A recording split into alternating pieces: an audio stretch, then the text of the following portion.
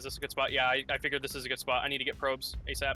Oh my god, debris is just getting thrown out the backside of that tornado. Oh my god. Oh my Spike's going in. gosh. Oh my god. Whoa. There it is. Yeah, it's doing Wind's serious going up. damage. It's Alright, I'm gonna literally get throwing broadcast debris this. out the backside. House is exploding next to me.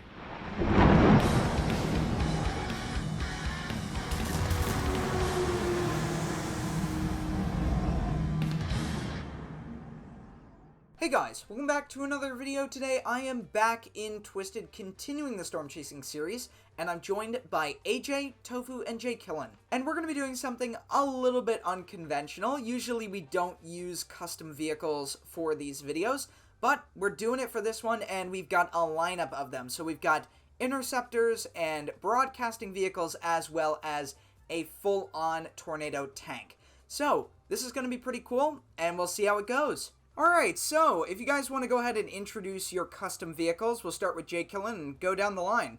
Yeah, so my vehicle is the Windbreaker, which it actually has an acronym. It stands for Weather Interceptor for navigation and deployment for braving and researching extreme atmospheric kinetic events and risks. And I guess just taking a look from the front, we have a hood that opens up. We got the engine bay on the inside. And as you could tell, just the general shape of this, it is very heavily inspired by Tiv 2. It's kind of like a mix of Tiv 2 and Dominator 3. We got the gull wing doors system, kind of what you would find on Dominator 3. And we also have a roof hatch on the rear that opens upwards. And then we also have a roof-mounted vertical scanning velocity radar system. It's kind of similar to what was found on Dominator 1 and 2 back on like the Discovery show and the his Reed Timmer's show. And taking a look at the livery, it is actually heavily inspired by the KFOR forewarn Dominator 2 livery, which was found on Dominator 2 when Reed worked for KFOR. And then taking a look at the plaques, I have like kind of a plaque system to kind of tally and showcase all the different intercepts I've gotten so far. So far, the highest wind speeds I've intercepted, 235 miles per hour. Widest is 4.8 miles. And then taking a look at the side flaps, we have some angled spikes. Unlike Tiv 2, I mean, Tiv 2 spikes are kind of angled, but I have them angled where it angles forwards and backwards because that adds more grip as it goes into the ground. It makes it harder to rip it up vertically. And then taking a look at the anemometer and the barometer, we have the mesonet. And on the mesonet, we actually have some GoPro cameras, along with a GoPro mount on the side here, just behind the rear left door. And I guess looking at the rear, we have a tow hitch, we have a caution sign. This vehicle drives into tornadoes, stay back. Just for general public people, like civilians, they don't want to follow in, adverse weather. And yeah, I guess that's mainly it. Alright, so my vehicle is a modified 2015 Chevy Tahoe police patrol vehicle, and all of the equipment and stuff is built specifically for the purpose of weather broadcasting. I mean, I have probably too much to say on this vehicle, so if you really want an in-depth overview, I have made a video that's actually out on this really awesome Tahoe. So yeah, my truck is more of a support vehicle for Windbreaker. It's got a bunch of equipment in the back just in case something is to go wrong. It also is a scout truck, so it finds locations where to best deploy the SAT trucks and maybe Windbreaker, but usually at that point, Windbreaker's going to be on its own and getting ready to deploy in front of the tornado, so that's where I start to step back. But it can take some hail and heavy winds. It is pretty beefed up, and yeah, it's basically a support and scout vehicle. Alright, with that, this is the last and final car, the newest addition to our fleet. So what we did here is we basically mixed the best of both of these two vehicles, the Tahoe and the TRX. We added a mesonet up on the top. We got satellite dish, and then we got a pressure sensor also on the side. We have a lot of lighting on this vehicle. This is probably the vehicle that has the most amount of lights out of the whole fleet. We have tons of lights going around this whole vehicle. So it is very, very, very bright, as some would say. So with all the ambers going all at once, it's really a light show going on. But my main job is to drop probes, basically be support and scout for the whole team, and yeah, that's pretty much it with my vehicle. So with that, we'll be jumping in to more in depth later on, but let's get chasing. Sounds good. So that's the convoy, and today we're going to try to intercept and also broadcast some tornadoes, get some live shots on some tornadoes, and yeah, it should be pretty fun. Now, one last thing before we go, Jay Killen, do you want to give us a rundown of what the weather looks like today? Yeah, so taking a look at the thermodynamics, this is a very potent looking day. Day one high risk. We have a temperature of 66 degrees Fahrenheit, dew point at 56 degrees Fahrenheit. So not absolutely warm, and I guess for the dew points, it's not as warm either. But everything else is very sufficient. I feel like that's really going to carry it. We have almost 4,300 CAPE, almost 163 CAPE. For the 0 to 3 kilometer lapse rates, we're at 9.5 Celsius per kilometer. For the 3 to 6 kilometer lapse rates, we're at 7.4 Celsius per kilometer. For the precipitable water, we are at 1.5 inches. The SRH is at 522 meters squared per second squared. Surface relative humidity is 70%, and the 700 to 500 millibar relative humidity is at 70%. So it's going to be fairly rainy too. And then looking at the STP, we have a significant tornado parameter of 10 and a violent tornado parameter of 3. So this is actually very high. This is probably the highest I've seen so far for 1.21. And looking at the photograph, we have a lot of shear that you could see based on how we have 500 SRH packed in this. It's got a lot of low-level curvature from the 0 to 3 kilometer range. It's kind of got like a northeast storm motion at around 61 miles per hour. So yeah, today's going to be very active. All right, and with that, let's go ahead, get on the road, and wait for these storms. Oh, looks like we do have a storm popping up south of Hibbing. All right, so what is our game plan? Let's take a look at our road options here. So we can go directly south, or we can turn on 41, and that will get us somewhat in the path. I've crashed. I guess we should go on to 41 and then go south on maybe 61. All right, so I'm gonna shoot ahead, just lay out the maps real quick. All right. Yeah, Tofu, we got to get out of this area right now. This is very dangerous. So why don't you go ahead, get east if you can, and try to meet up with the paved road, which is out in that direction. Just get out of the path of this thing. Yeah, I'm just gonna push north a little bit. Yeah, it looks like it might be, yep, it's kind of heading in east-northeast sort of direction. Oh, might be on the ground now. Yeah, I've got a visual of a almost fully condensed funnel, and yes. Yeah, it's on the gun. Yeah, we got ground circulation and debris. I'm putting up dish right now. Just gonna turn off my strobe so I don't blind people and put my directionals to help push people in the right direction. And speeds was 98 miles per hour. Okay, not bad. All right, my dish is now up for a second time. We are broadcasting. I'm gonna fly by. Yep, sounds good. I'll let you know what's going on here. Yeah, it's definitely moving east. The best available spot to safely deploy, I would say, would just be north on this next paved option, unless you took that dirt road. Yep, I got dish up already. Alright, sounds good.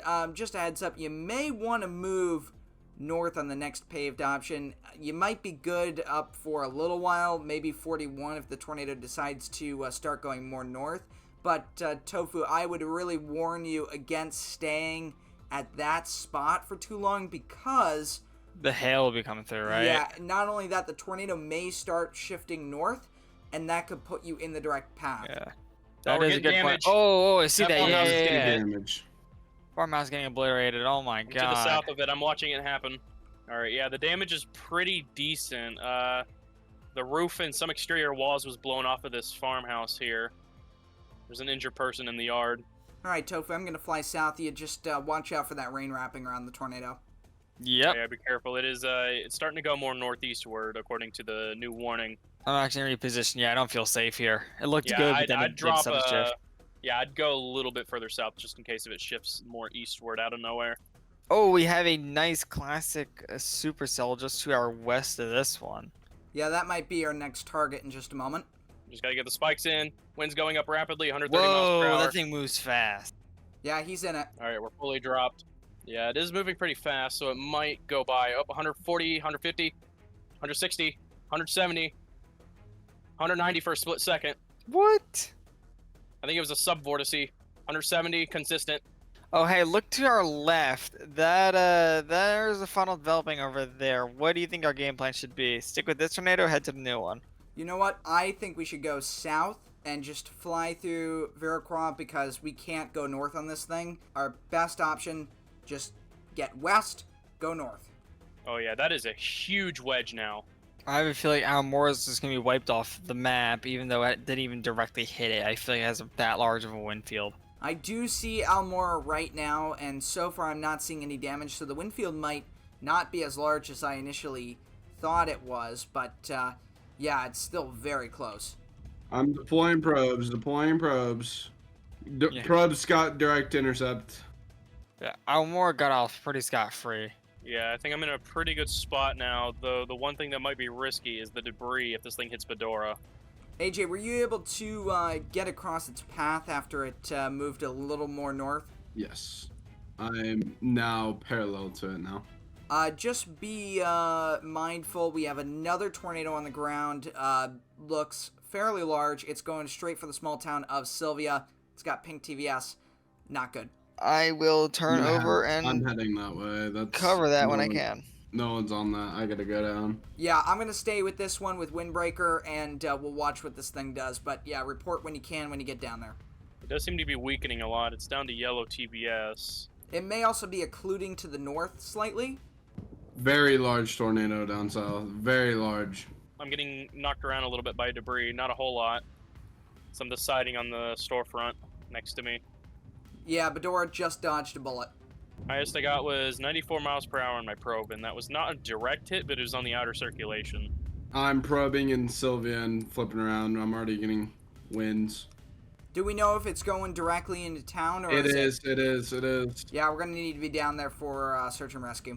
Alright, I'm egressing south. I can only see the left edge of the tornado. The right edge is obscured by rain and I'm in hail. a bad spot. I need to move. It's coming right for me. We need Whoa, to get I'm down. getting a glimpse of that tornado now. That thing's absolutely massive. Yeah, we're going into town for search and rescue. I don't see any structure standing. Alright, storm trackers arrived. So I got 3 people injured at the gas station here, but I'm healing them up. There is somebody that is trapped under debris. I just looked back on my probes. Apparently, 205 was max wind speed. Really? Yeah, because this home, it still has its sill plating and, you know, the flooring, the carpet, and all that material. So the most I'd probably give this would be maybe 190, perhaps.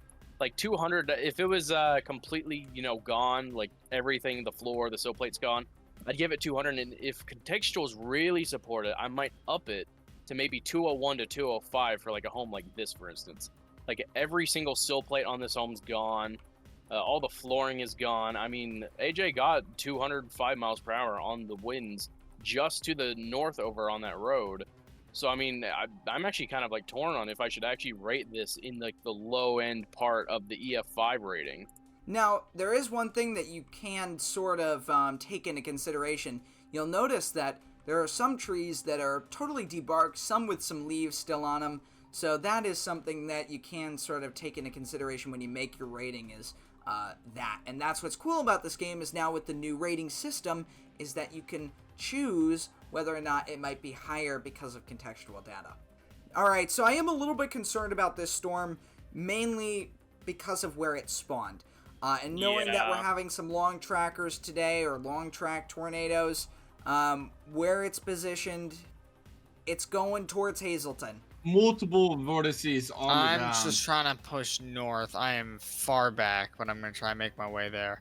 Yeah, I'm just now passing through Pryor. Alright, I'm going to go ahead and get up on the hill. This is not looking good. Oh, it is rapidly strengthening. Look at it. It doubled in size. Oh in, like, my a god, single yeah. span. It might be like 1 mile wide now. Yeah, now luckily, hopefully this thing might go to the south of Hazelton, but if it decides to change and go more northeast, it is going to core Hazelton, and it is not going to look pretty. Yeah, I'm trying to figure out exactly what the motion is. I'm looking at radar. I'm looking back at the tornado. It might go to the south.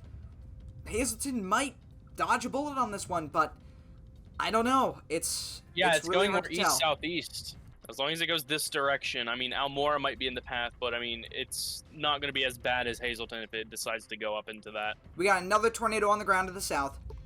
I'm getting last probe down. All right, windbreaker's fully deployed. I'm in the funnel.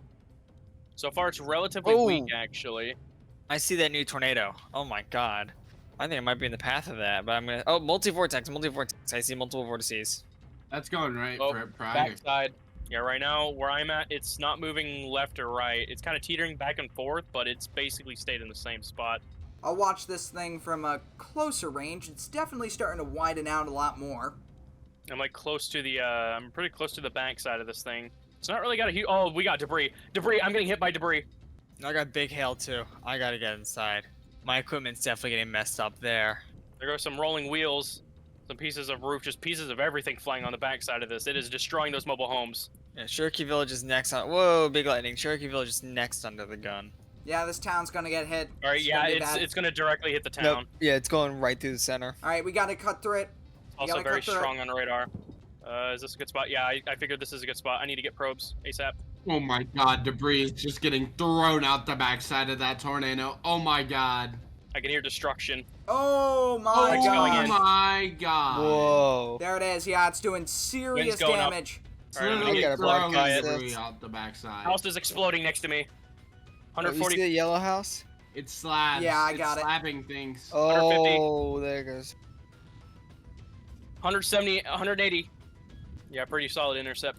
Highest on my probes was about 172, 173, but I did see it go up to 180 for just a split second. All right, I'm gonna go ahead and go over to Nateville, and I'm gonna do search and rescue there.